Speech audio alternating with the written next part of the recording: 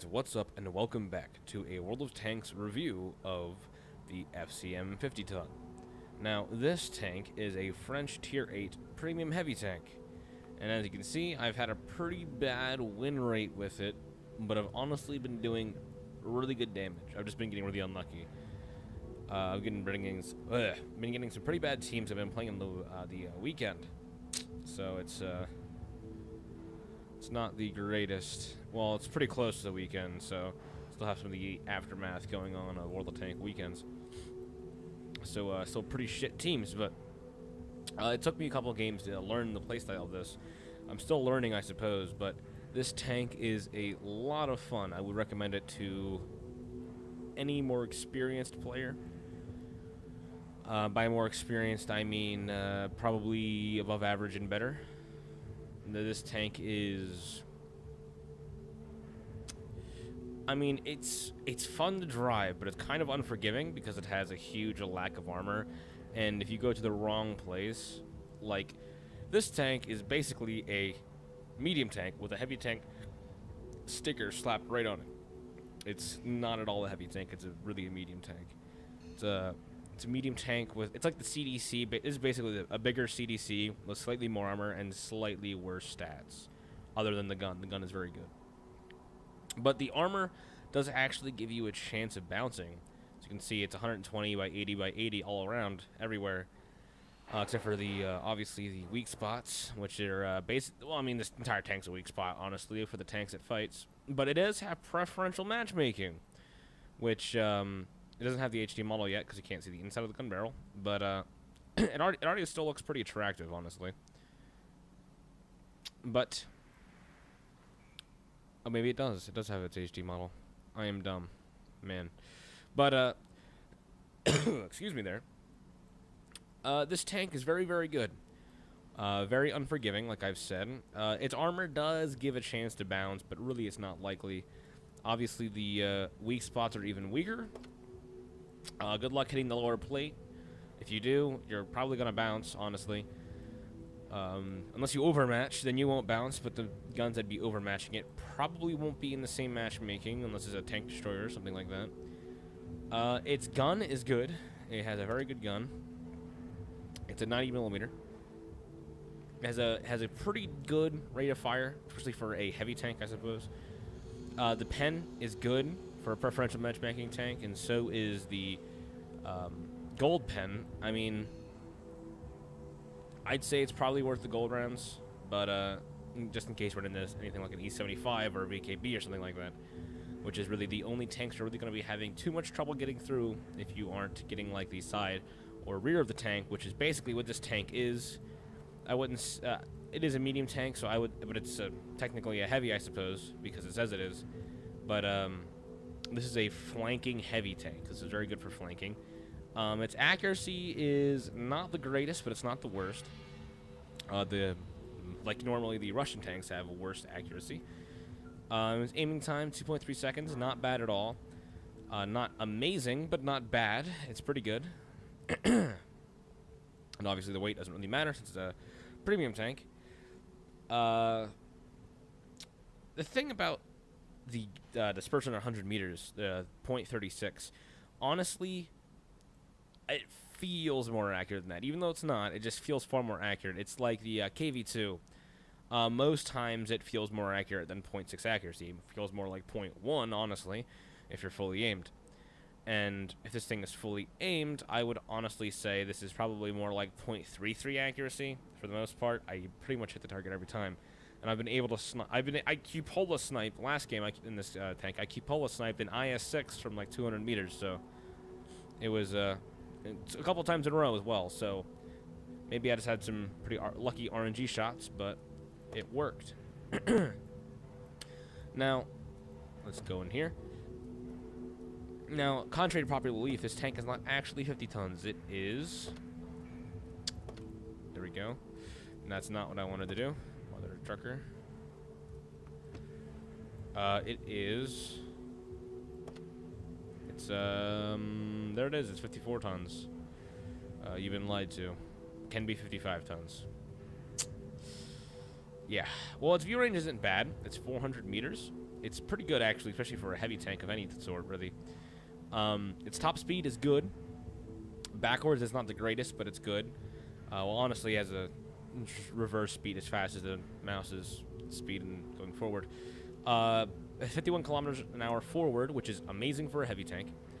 Its specific power is 18.44 horsepower per ton ratio. That's probably around lower medium tank, I would say, because most medium tanks probably have somewhere around 20 to 26.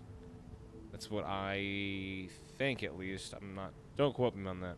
Its traverse speed, very good, 40 degrees a second. Its turret traverse is very good as well, 36 degrees a second. Its gun depression is very good, 8 degrees of gun depression, 14 degrees of gun elevation, which isn't as important, but does come in handy sometimes. But it's not bad, 17 degrees. We already went through the gun stats, but it does have around 2,000 DPM for a Tier 8 heavy tank. That is pretty good.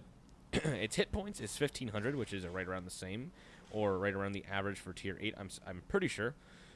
But, yeah, this tank is pretty interesting. I would say, honestly, you're probably going to want to get Vert Stab, Improved Vents, and Large Caliber Gun Rammer would be the most optimal loadout for this tank. I, personally, since you have so many rounds, would probably actually go for, you know, taking maybe 70 rounds, 20 of these, and maybe even just dropping this down to 60, because honestly, who's ever going to shoot, like, 90 rounds in one game, 91 rounds? If you can, that's pretty impressive, considering. But I would probably take something like this, honestly, because, or maybe just to even it out for OCD's sake, this, because, you know, it might be a little bit expensive. You could need the 20 rounds since you have a pretty good rate of fire. You never know, depending on the matchup. It could be, like, you can get dicked on by matchmaking and just get, like, a Tier 9 matchup, basically, where there's a lot of E75s, a lot of heavy tanks, or the HE for resetting cap. And since you have so many rounds to spare, it's good to have extras just in case. And I think I'm going to take this loadout. I spent a little bit of money there. I'm very poor, as you can see. I just bought a new tank, the VKA, but its track health is pretty decent, I'm pretty sure. So you can actually take a pretty decent amount of fall damage, or really you could, when you side scrape, if you're gonna side scrape with this tank, I wouldn't tell you to, but if you absolutely have to, go like this as much as possible to maximize. This is probably around 20 millimeters thick, the space armor effectiveness. So it could make your side armor roughly around 100 millimeters thick, which is, I mean, at this angle, that's pretty much an auto bounce.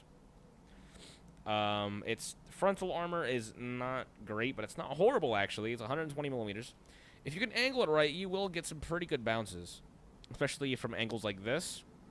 If you can come around a corner and this is pointing at you like this, this is a pretty good angle. If you have this right about up against a wall, that this will bounce pretty reliably against most tanks you'll face.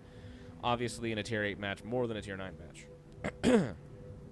And for the consumables, standard consumables, like every other tank, I would take. RD is different, but, you know. It has good signal range, amazing signal range, 750 meters, not millimeters. Like, I keep on getting my, yeah, that's all messed up for some reason in my brain. When I still have the stock crew you get for this, because I haven't went down the French heavies yet, which I'm actually about to go down the French heavies once I get the mouse. But that's why I got this. Also, I wanted to get this before it gets taken out, because it's a very good tank.